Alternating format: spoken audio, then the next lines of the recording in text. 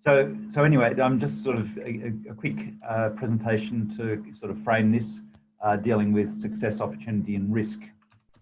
So just, and in doing that, I'll largely focus from a climate change perspective, but these are fairly generic things that can be transferred. So just a framing of risk as of several years ago, coming out of the IPCC, in a sense, treated risk in a very simple way, essentially siloed issues one by one.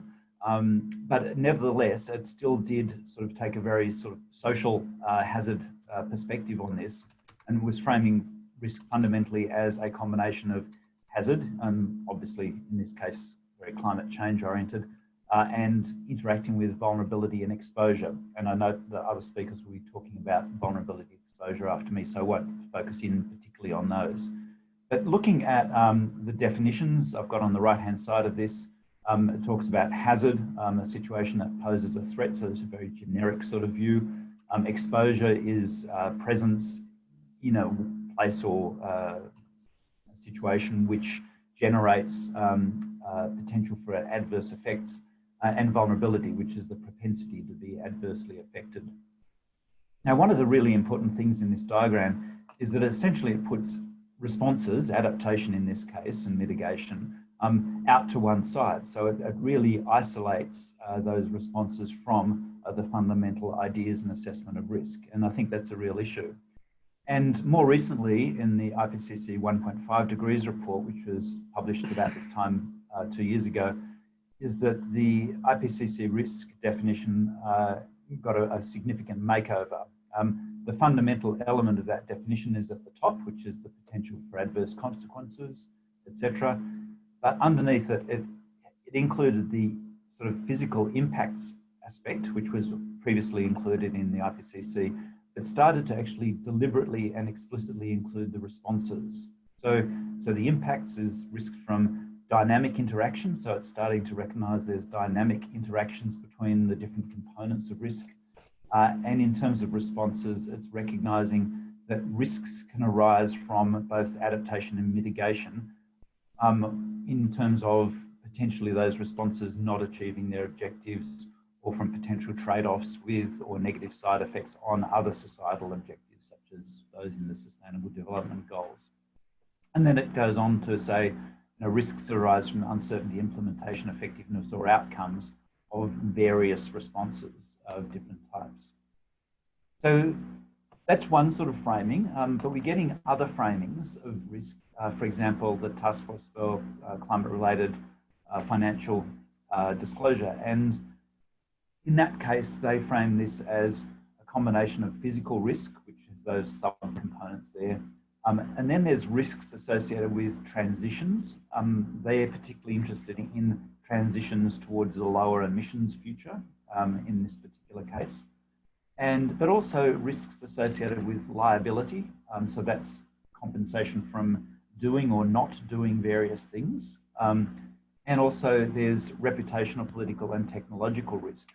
So depending on how you use the different framings, there's different components that come in and come out or get more strongly focused on.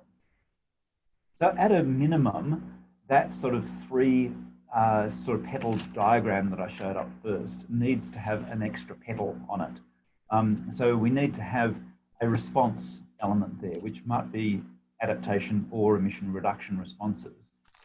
And so that's in a sense a minimum of what we need to do in terms of taking assessments of risk forward in this domain.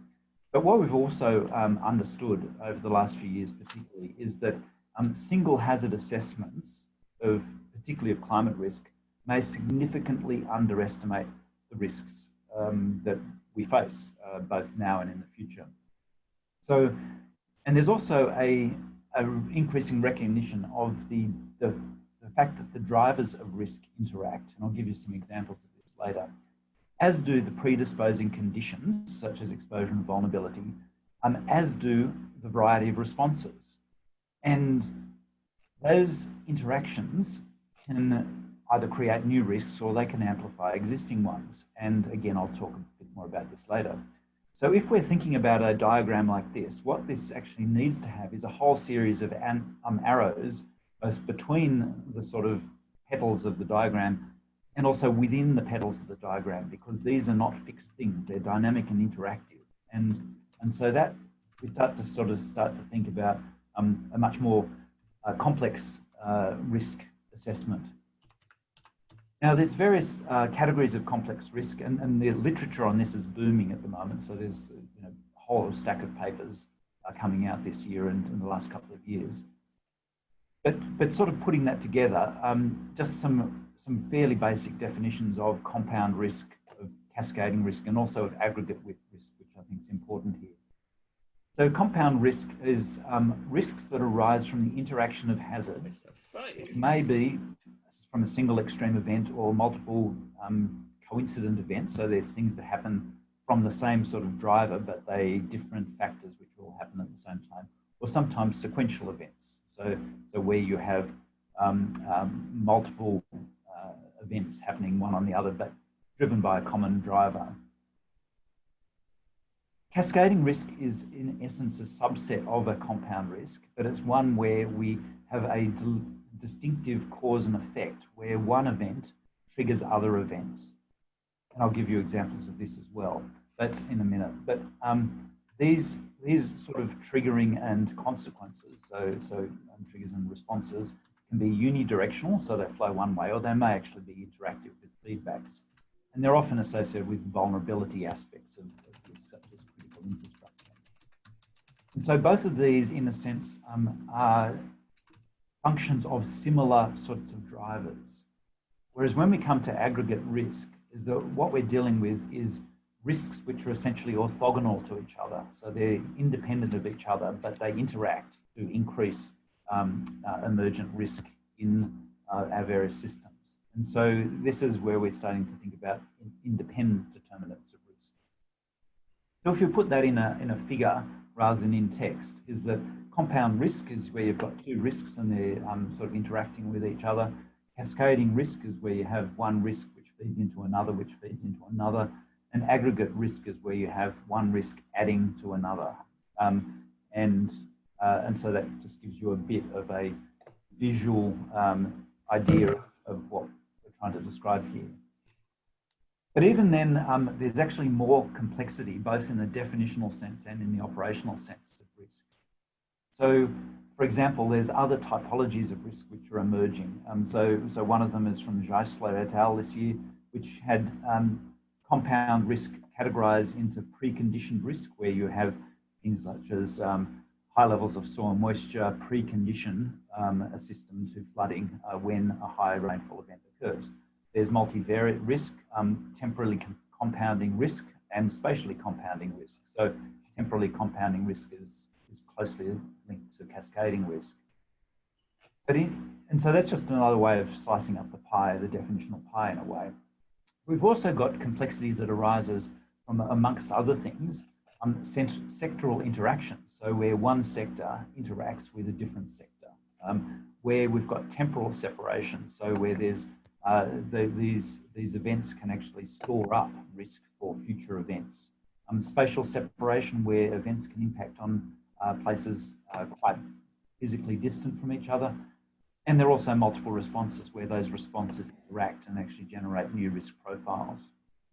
In addition to this, we've got changes in our operating environments. So for example, the legal constructs in which we respond to risk. We've got changes in risk management options, and we've got changes in societal expectations, what we anticipate to be protected from and how much exposure and cost is associated with risk events. So the last three slides are just giving a few sort of examples to sort of make this a little bit more concrete, these different definitions. So just a few on each of those three elements. So looking at compound risk, a classic example of compound risk is where you have a set of climate system characteristics which generate low rainfall, which gives you high vapor pressure deficit, or otherwise low humidity, generates high evaporation. Consequently, you also have low soil moisture associated with that, low soil water storage levels, high degrees of heat stress because we haven't got latent heat being carried out of the system because there's no water around, so you get high temperatures, high heat stress, and generates increased fire danger. And these things happen concurrently. So last year in Southeast Australia was a great example of compound risk, where it's not just about the low soil moisture, it's not just about the heat stress, it's not just about the high vapor pressure deficit, it's all of these things combined. Another example would be Hurricane Harvey in the US. So this is a dangerous and damaging hurricane, which generated a huge amount of damage because it was very energetic. It was driven by very warm waters. It slowed down and stalled over land, and so it dumped huge amounts of rainfall, and it was accompanied by a very large storm surge. And so it's the combination of these things that generated a lot of the damage. Other examples would be where we have high temperatures combined with high humidity and high degrees of air pollution, which generate a lot more problems in terms of ill health and hospitalisation and death than any individual component alone, but they happen concurrently. Other examples might be warmer temperatures associated with changes in our synoptic systems, dry conditions also associated with that, and late frosts. And these things interact through biology to magnify the impact, because the biology is accelerated because of the warmer conditions, but the late frost actually comes in and really makes a lot of damage because of that acceleration. This can be, however, most of these things tend to focus on increase in risk, but there can be reductions in risk from associated factors. So one of these is the risk of having concurrent drought and cyclones in North and East Australia is actually relatively low because these are negatively related through the El Nino system. And so compound risk doesn't always increase risk. It can actually reduce risk, but there's a compounding effect nevertheless. Some examples of cascading risk. So the floods in the UK in 2013-14 and what we experience here in Australia with La Nina years is where we have sequential high rainfall events that fill up the soil moisture profile, so predisposing them to floods. And the fact that we've already stored up lots of water in our dams and watercourses, also predisposing to floods, and so any additional rainfall has an increased chance of causing flood and erosion risk. Another example of a cascading risk would be where Hurricane Harvey, which I mentioned before, significantly drew down the aid and support resources in the US as a response to the Hurricane Harvey. So when Hurricane Maria hit Puerto Rico relatively soon after, which was already highly vulnerable because of the low socioeconomic status there, the aid resources were already being used up and depleted. And so there wasn't the aid there. So there was a cascading effect from the first hurricane through the socioeconomic system, not through the physical system. We often get floods and landslides after large fires where we denude the soil surface, we reduce the ability to have stable soil conditions, and we tend to get flooding and landslides in some environments after those fires. And so there's a cascading effect there. And probably one of the poster childs of cascading risk is the Tohoku earthquake back in 2011, which the earthquake itself didn't kill that many people, 100 people, so it's not insignificant and still tragic, but the tsunami that was triggered by that killed about 18,000. And then the radioactive contamination from the nuclear power plant caused the evacuation of something like 200,000 people. So we can see that cascading and enlarging footprint of risk in that particular case. And my last example in the last 30 seconds is aggregate risks. So this is where we have orthogonal elements. So for example, floods and cyclones in the recent months are made more complex by COVID-19 social distancing or lockdown orders, which limit the ability of evacuation or the ability to use the full capacity of evacuation centres, or where we've got armed conflict or political change interacting with climate extremes. So these are independent things, but together they actually cause a big problem. A completely different type of aggregate risk is, say, where we've got herbicide tolerance and increasing drought. And so So the two things are very driven by very different drivers, but they interact to cause problems in terms of agricultural productivity. And the last two elements are where we have infrastructure aging or changing age profiles of volunteers interacting with increased extreme events, increased fire, and so that our capacity to manage those is reduced because those two things are happening at the same time. So that's just a very quick rundown on sort of different ways of looking at and defining and framing compound cascading and complex risks. Back to you, Anna. Okay, thank you. Have you got me now? Yes, we're ready to go. Okay, great. Thank you.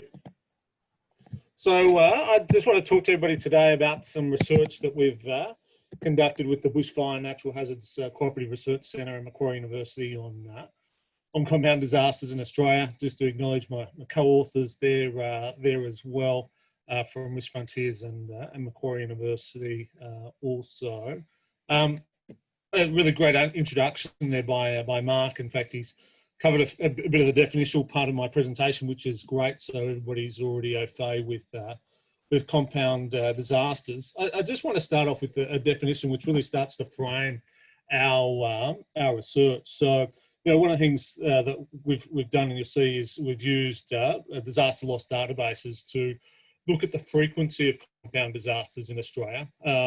The summer of 2019-20 is a good example of a compound disaster event. Over a period stretching from August 2019, we witnessed a series of concurrent and sequential disaster events that stretched the capabilities of disaster management organisations across Australia.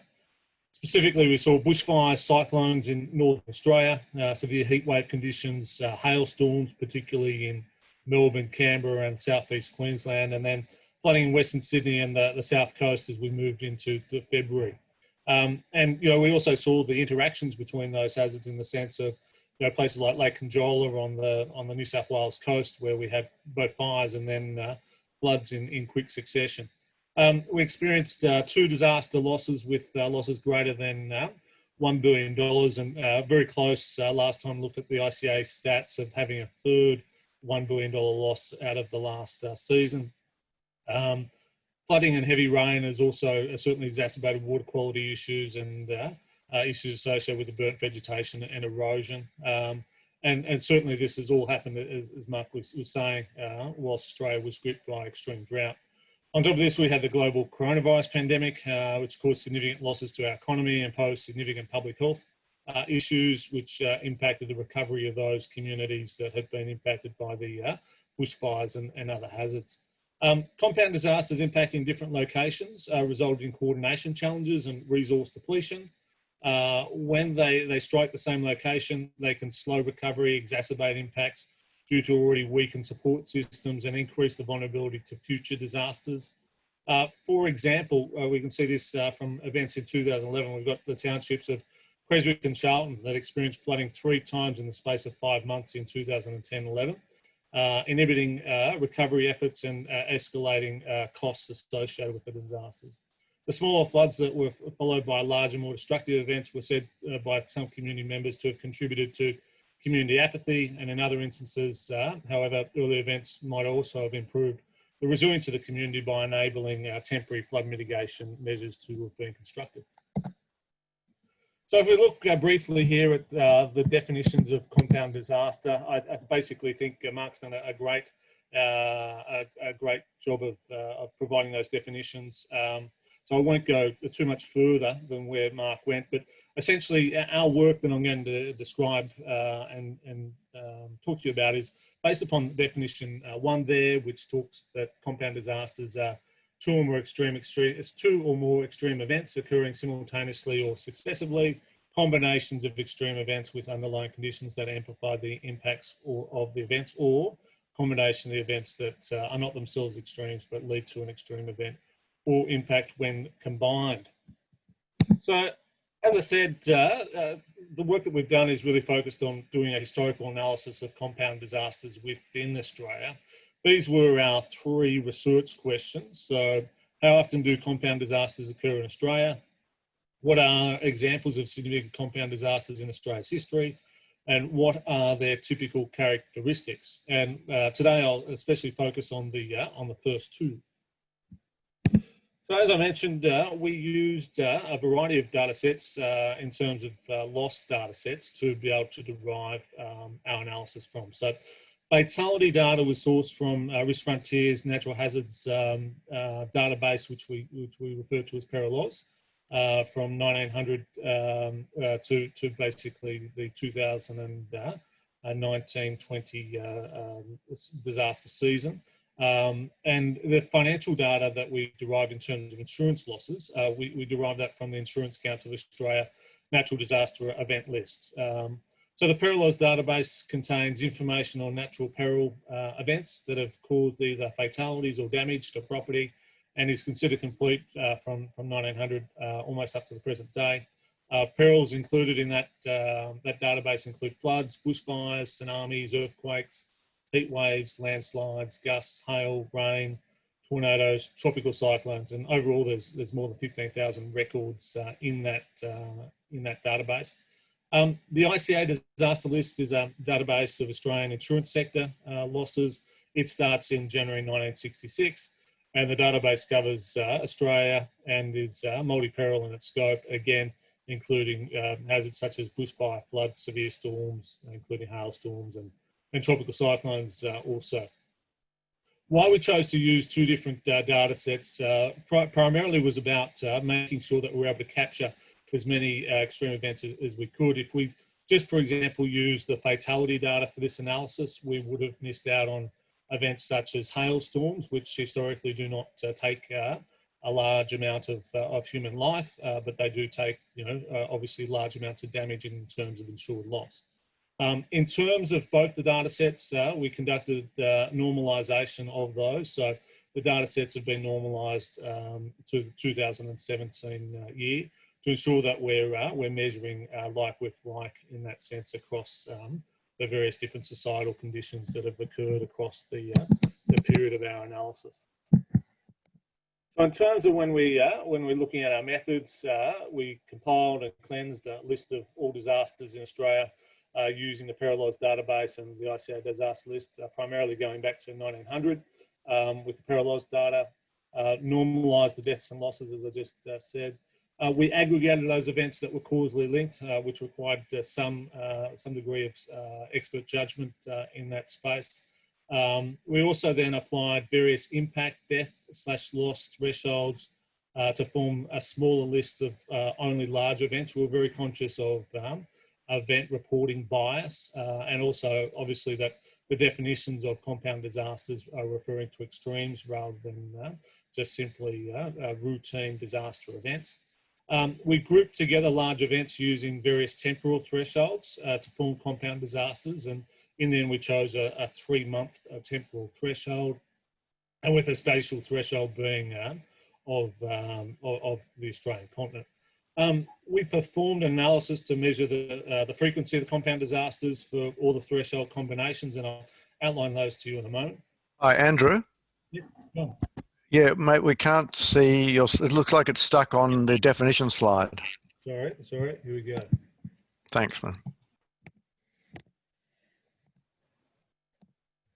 That's me using two things. Okay, thanks, John. And you can see there as I'm moving through there, I'm just on the perform the analysis. So compare compound event data. We did that and compared that to various climatic drivers, and then investigated the seasonality of the compound disasters, and also isolated the highest impact financial years for the compound disasters there also. So just in terms of the thresholds that we chose, we basically chose these as set here based upon the two data sets that were utilised. So we've got those that we utilised from the ICA disaster list and PERILAWS. So firstly, when we combine those data sets together, we were able to use the thresholds of 10 normalised deaths and then $100 million normalised loss, and then 50 normalised deaths and then $1 billion normalised loss, and then 100 normalised deaths and $5 billion normalised loss. So that was the first part of the analysis, looking at both dollar loss and deaths. And then we looked at deaths only, and in that context, we just used the 10 normalised deaths and the 50 normalised deaths. and the 100 normalised deaths there as well.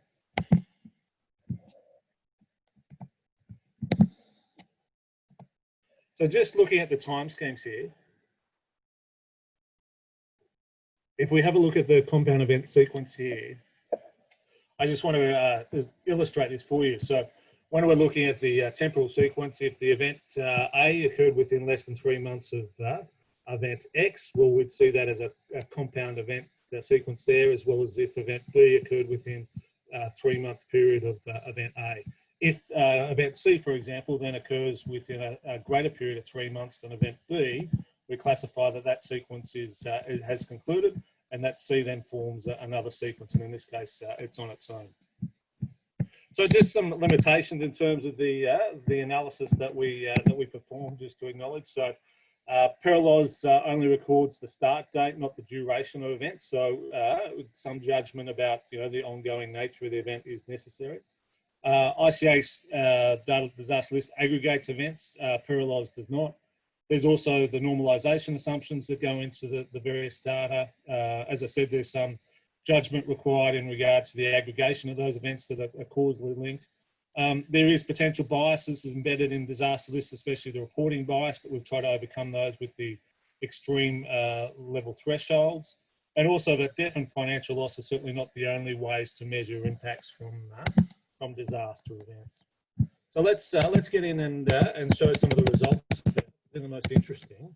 But it's important to note that from what we can see, that this is a unique methodology to really look at the frequency. It has been outlined in some of the literature that this might be a way of looking at some of the historical events. So that's essentially what we've done to explore. So just to show the graph here and just explain it. So we've basically got the number of events on the y-axis and the years on the x there. You can see the component events by the various different colours. So, for example, green, tropical cyclone, blue, storm, light blue, flood, etc. You can see the number of compound disaster events being shown by the line at the bottom. You can see that in the early part of the record, there were some years where there were multiple compound disaster events, which met the threshold there of compound disasters occurring with 1/4 of each other, and that caused 10 normalised deaths. So that's what this graph here is showing. You can see there at the bottom, we've also linked the data to other societal stresses that might have occurred at the same time. So things like world wars, pandemics, and recessions there as well. Some of the things that we can tell from this is that 92% of compound disaster component disasters impacted multiple jurisdictions. The time between the start date and the first disaster and the start date of the last disaster in the sequence averaged some 96 days. So just moving on to the next slide now. So we're going to basically walk through a variety of different thresholds. So this again is the 1/4 spacing, looking at the deaths only, and for this one we're looking at where we've got the threshold of 100 normalised deaths being exceeded. So for this, only 6 compound disasters we were able to find across the time frame of the analysis.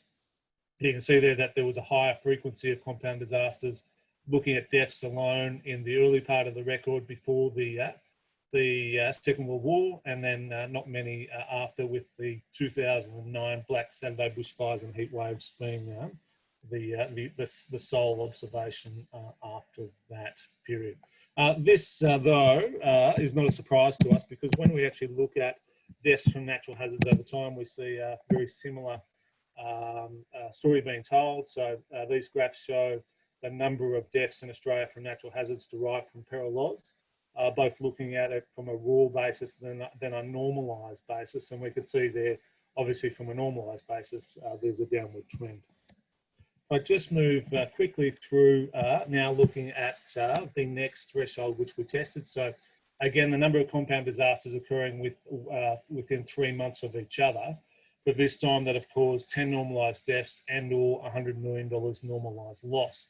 So again, the same makeup of the graph there, and you can see the overall frequency of events that were recorded in the analysis. I will just move forward, just in the essence of time, just to this next graph, because it's probably one of the more interesting ones. So for this one, we sort of get rid of some of those smaller events, and this time, again, we're looking at the same 3-month threshold, but this time for the threshold of 50 normalised deaths and a $1 billion normalised loss.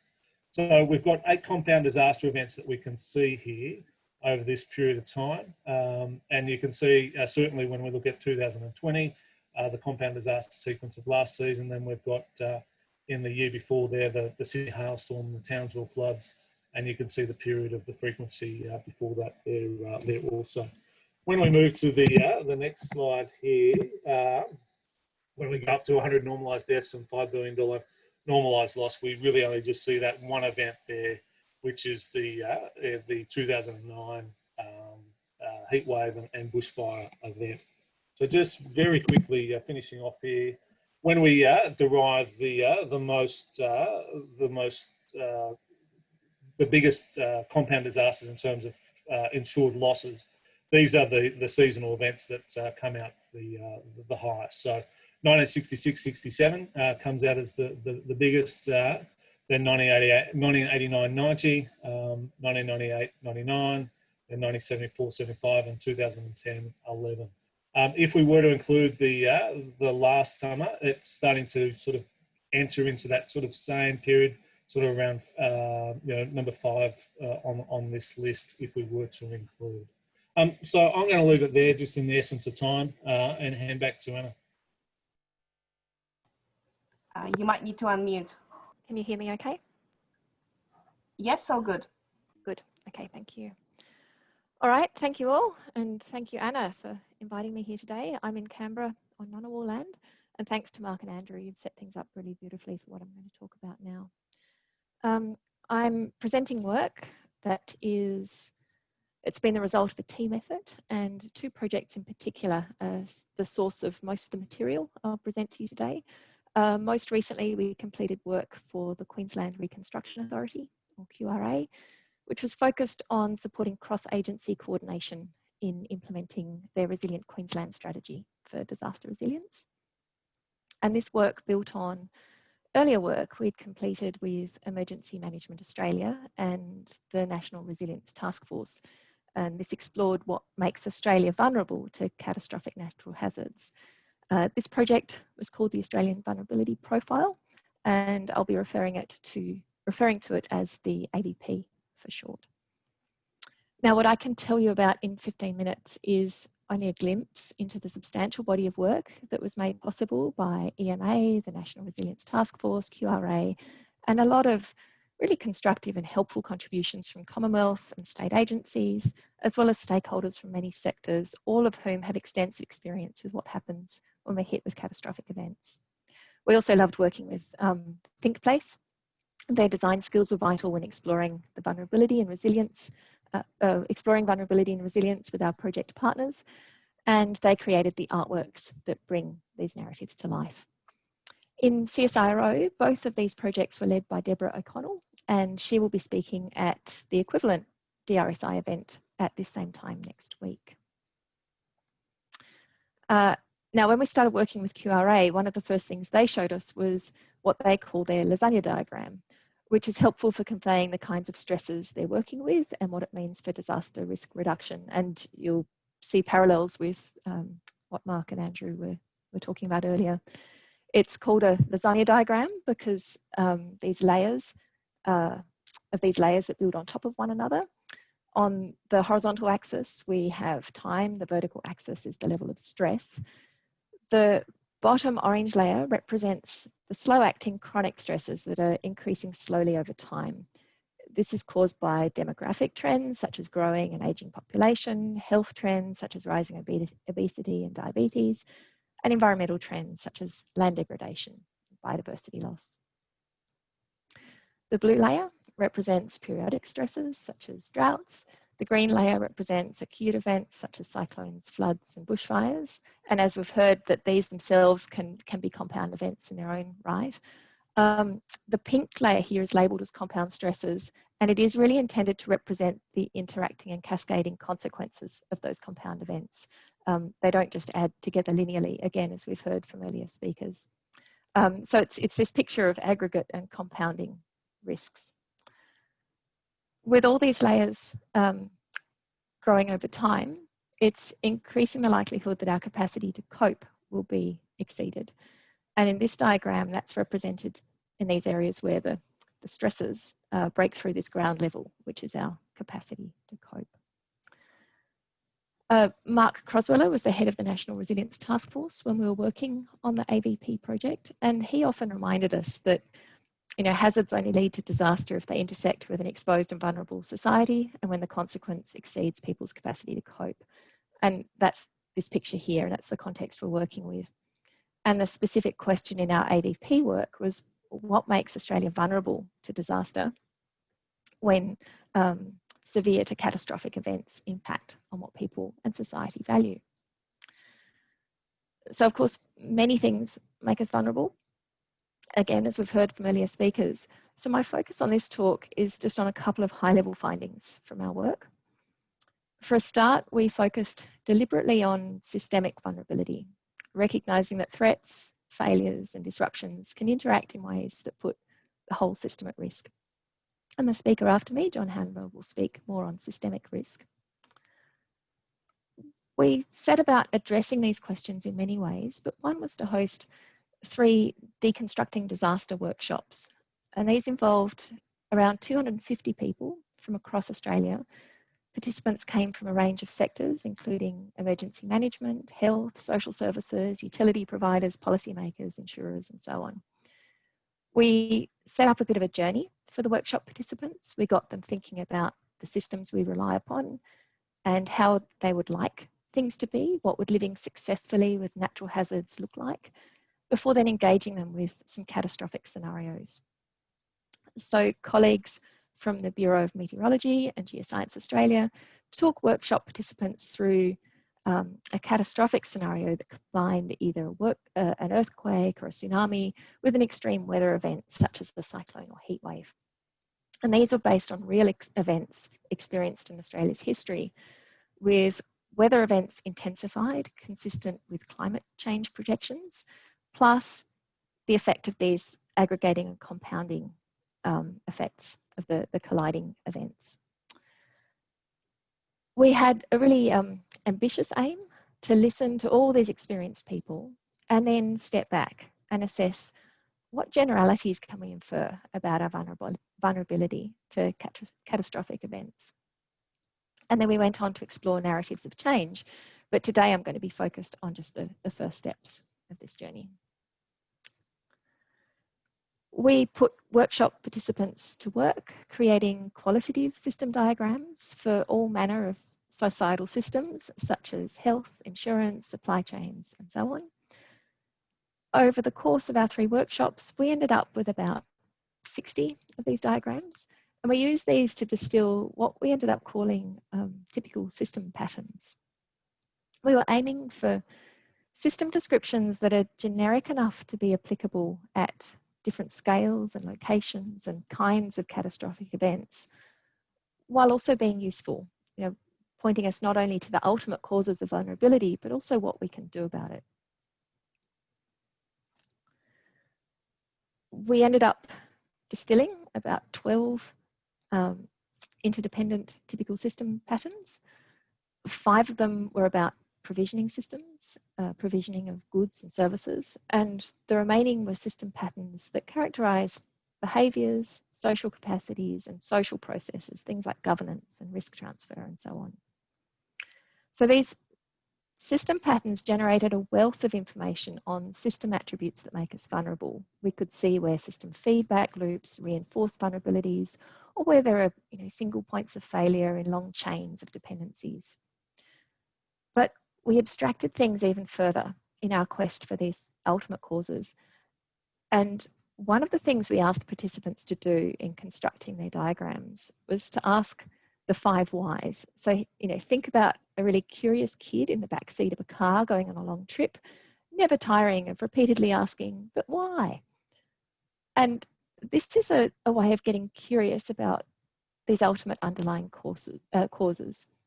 When you do that, you find yourself getting to the social causes such as societal rules and social inequalities. And at the very core, you get to the societal values that ultimately motivate decisions and actions at multiple levels in society.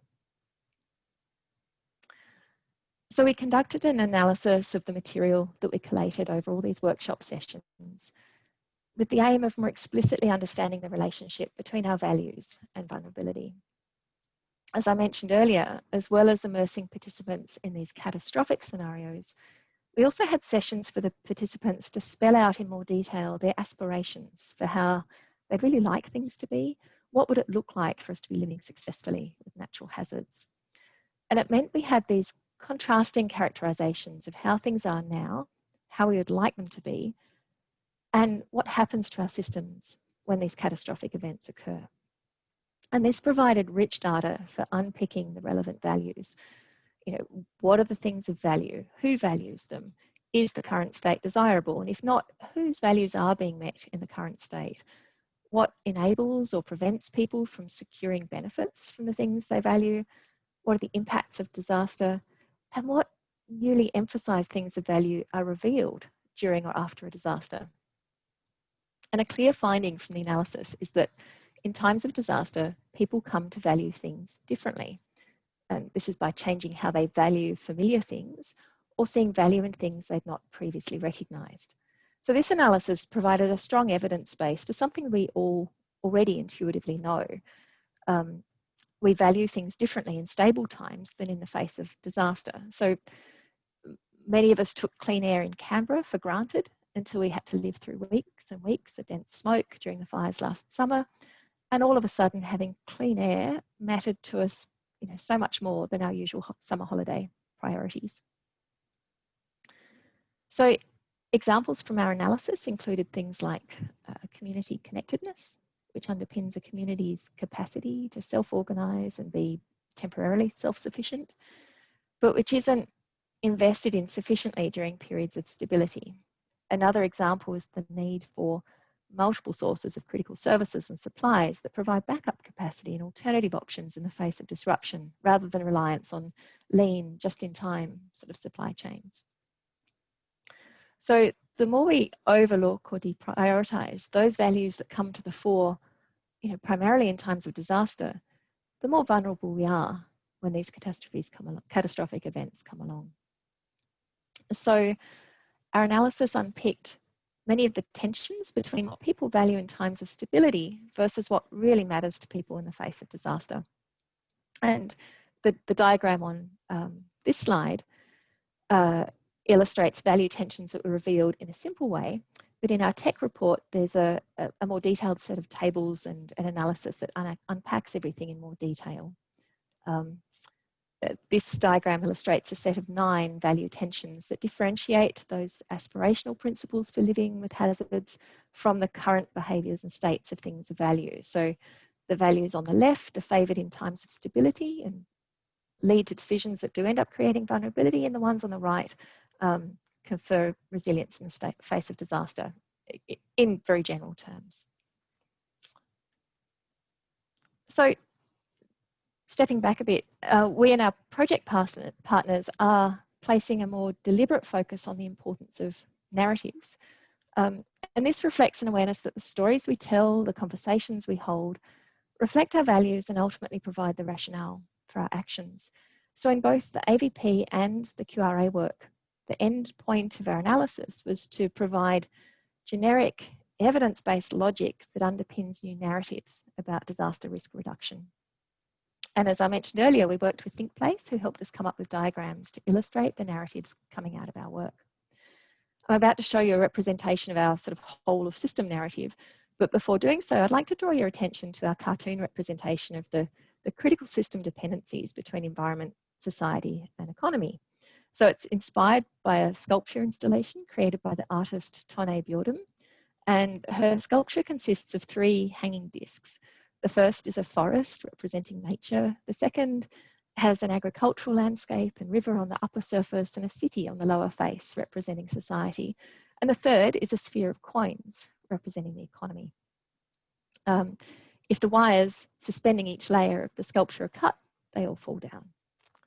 So that's just to give you a little bit of a peek into why we've chosen this representation. So here's the system level narrative that we developed in the AVP and have since refined and worked with in our project with QRA. The story goes from left to right. So people as individuals or groups hold many diverse values and prioritize things of value differently depending on the context. There are often tensions in these values. Decisions and actions at individual and societal levels reflect complex processes in which tensions in different values and knowledge types are managed and trade-offs are made. The cumulative choices about values, rules and knowledge then shape our systems. And these systems generally work well in times of stability and prosperity, especially for those in a position to benefit from current system configurations. But they also harbour the seeds of vulnerability. And the world, is facing rapid, unprecedented change, and disruptions are causing catastrophic damage to lives, livelihoods, infrastructure, and ecosystems.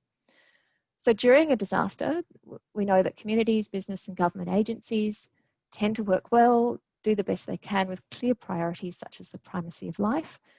After disaster, there's a set of choices about the pathways forward. On the doing the same pathway, which is shown here in red, recovery is about re-establishing the status quo as quickly as possible to replace what was lost or damaged. But it's commonly understood that this reinforces existing vulnerabilities. So we're more commonly hearing a focus on pathways for doing better. And this path focuses on betterment of infrastructure and improved preparedness of communities and businesses. But even this doesn't get at those ultimate sort of values and associated system settings. And so vulnerabilities remain. So in next week's seminar, Deborah O'Connell will build on this material and talk about a third pathway, doing things differently, and what we've been doing with our partners to realise that pathway. So just a few key messages to conclude. The Deconstructing Disaster workshops were an effective vehicle for exploring system vulnerability and furthermore allowed us to unpack the ways in which choices, decisions and trade-offs made in times of relative stability create vulnerability to disaster. The decisions creating these vulnerabilities are made at different levels and time periods in society, and it means that what individuals can do to reduce their vulnerability is highly dependent on these broader systems. And some in society have disproportionate power to increase or reduce vulnerability, while others are disproportionately vulnerable. So that's all from me. Thank you. Okay, thank you, Nicky. So Okay. Yep, there we go. Okay, good. Thanks. Look, thanks, Anna. I just point out I don't actually work for the CRC. I was, but I don't. Look, this complements, I think, some of the earlier presentations, probably especially Mark's, but it's very different in the sense that the presentations we've had so far have been based on what I see as empirical research and thorough analysis. This is more work in progress. And so what I want to do today, very briefly, oh, Anna, can you warn me when we are running out of time? Yes, I'll put a chat notice to you. That probably won't help. I'm on full screen. So just okay. say something. Thanks. I will. Thanks. Thank you. So I just thought I'd try to give an overview of some of the issues with systemic risks and perhaps why even we've got this term, which hasn't been mentioned very much so far. I'll make a comment on what it is and on governance, the implications for governance perhaps. I want to look at two ways of considering the implications of a systemic risk view in Australia using the fires of last summer.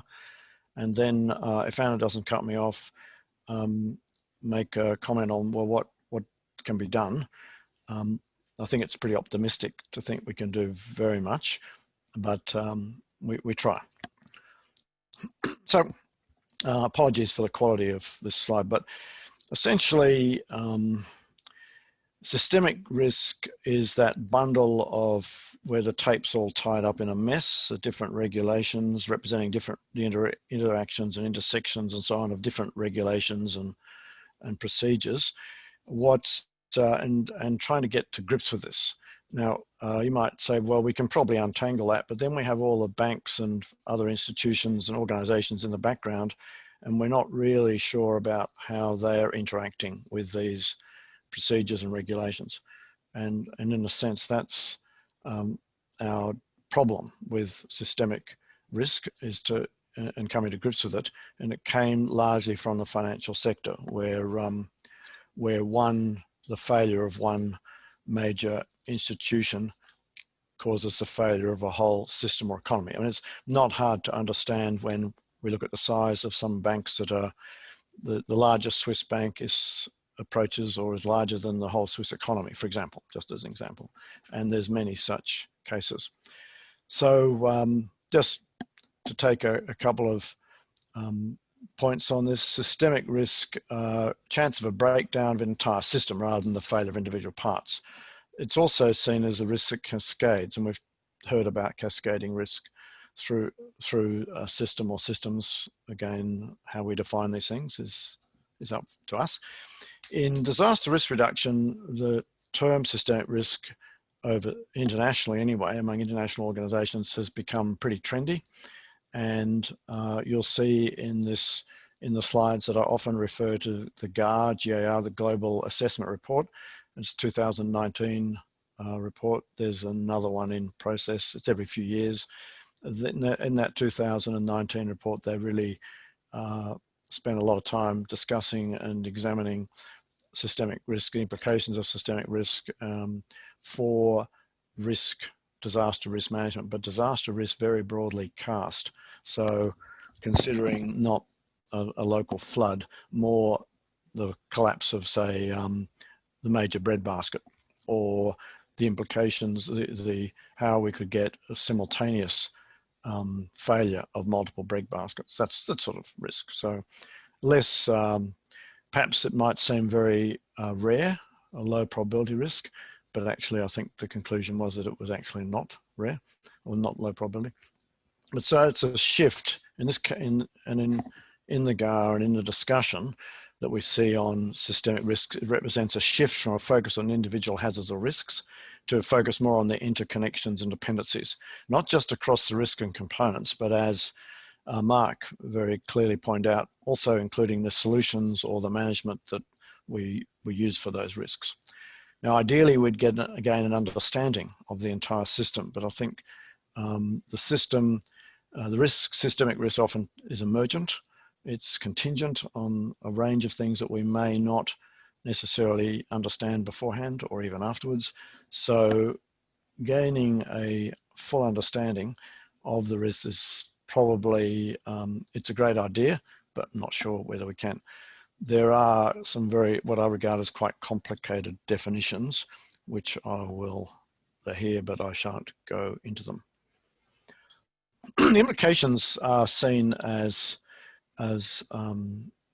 well, the first one is that the past is probably not a good guide for our future if we're thinking that the risks that we're increasingly dealing with, again, this is from a international or global organizational perspective, if the risks we're dealing with are highly interconnected, cross-sectoral and so on, and there's a very strong view among many of my colleagues that actually the past is a very poor guide to future risk.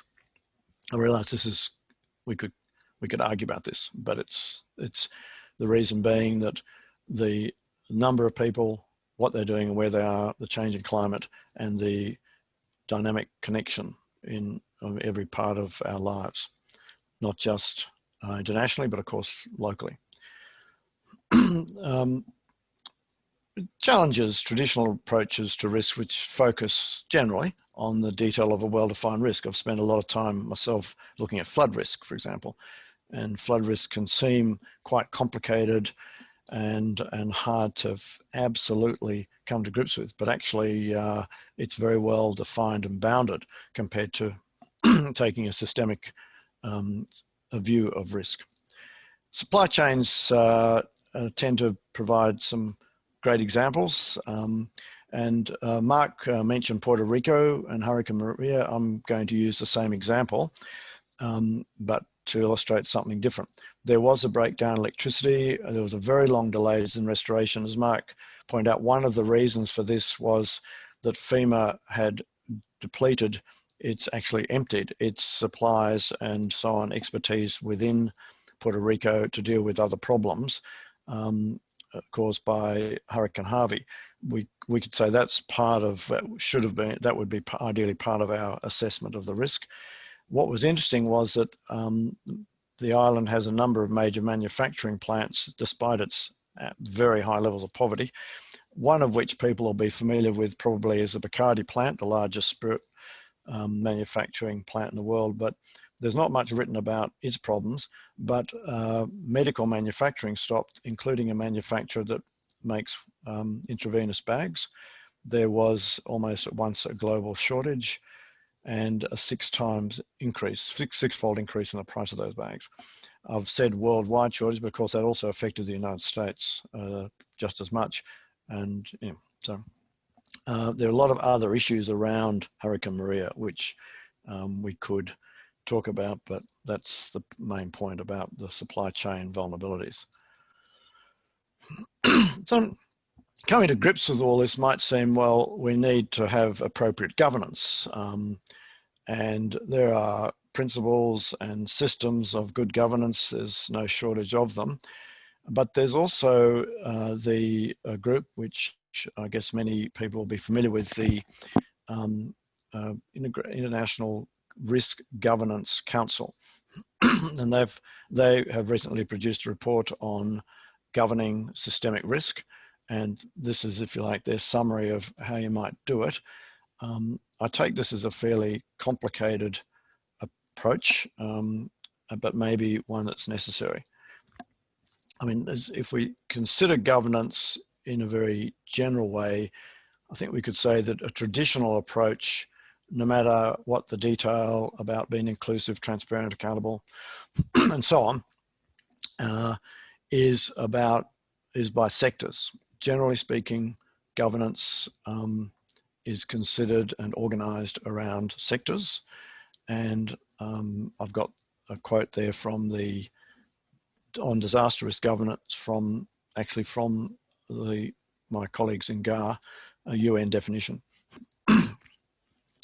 But nowhere does it say anything about what it actually is dealing with. But if we consider systemic risks, then, and we want to do something about them, we need to have governance that's across sectors, because of we're really dealing with interconnectivity across the risk and solutions, and including international dimensions, which it's often very easy to overlook, and sometimes quite appropriate perhaps to overlook. How do we do that? Well, one of the, I suppose this is challenging. I'd argue we don't do it, but there may be examples where we do. One of the things we've seen in COVID, and I'm just using this as by way of illustration, because many of my colleagues would think it's outrageous to suggest that governance in COVID has been in any way good when measured against what governance is meant to be.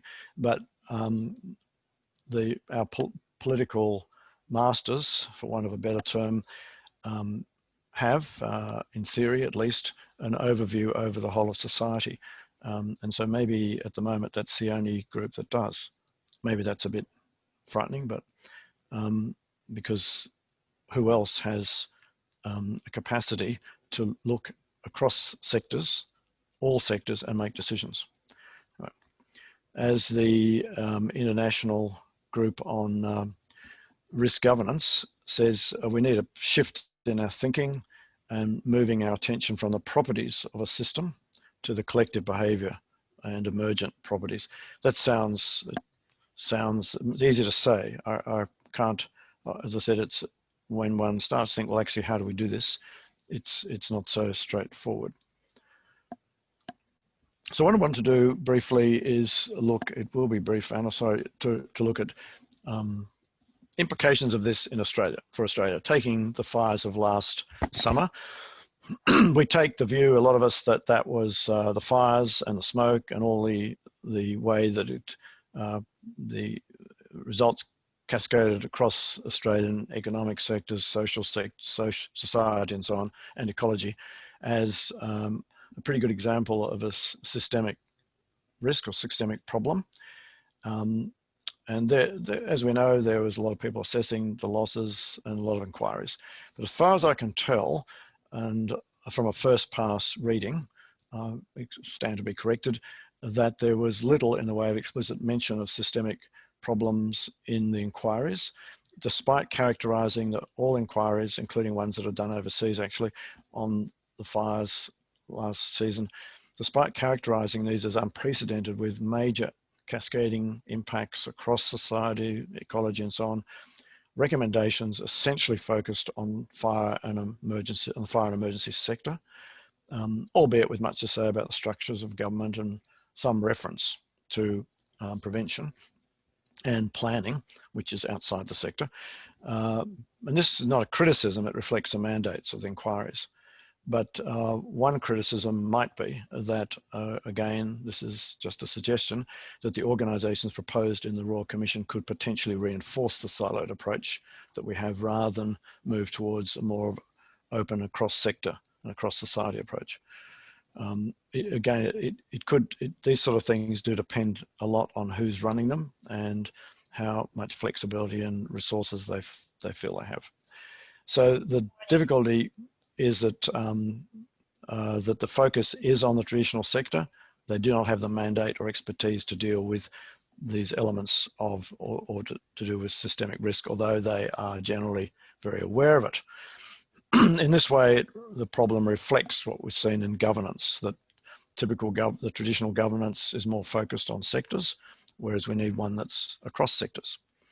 So what we would see if we looked from, say, a UNDRR or the international approach is that we would look at this fire risk in terms of management or governance in a much more trans-sector, transdisciplinary way, a whole of society approach. And there were calls in the media across Australia to look at climate change and also to support ecology, damaged ecosystems and so on. A more trans-sector and transdisciplinary approach would attempt to do that. But I believe we have not gone there.